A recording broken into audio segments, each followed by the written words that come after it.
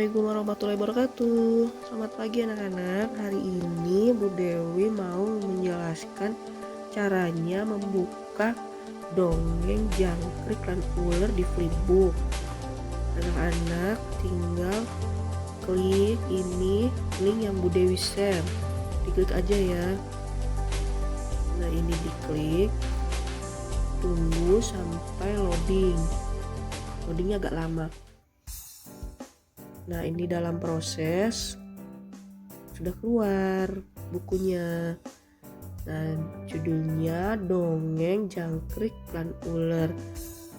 Anak-anak tinggal membukanya kayak buka buku biasa itu loh, kita sekak kayak gini.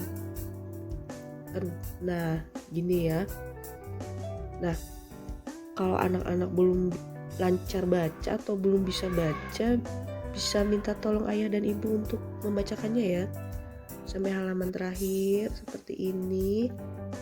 Terus nah, ini ada di halaman terakhir ada tugas, anak-anak tinggal menyalin di buku Latin. Kalau misalnya belum punya, boleh pakai buku tulis, tapi usahakan menggunakan buku Latin ya. Begitu anak-anak, silakan mencoba. Selamat mengerjakan. Wassalamualaikum warahmatullahi wabarakatuh.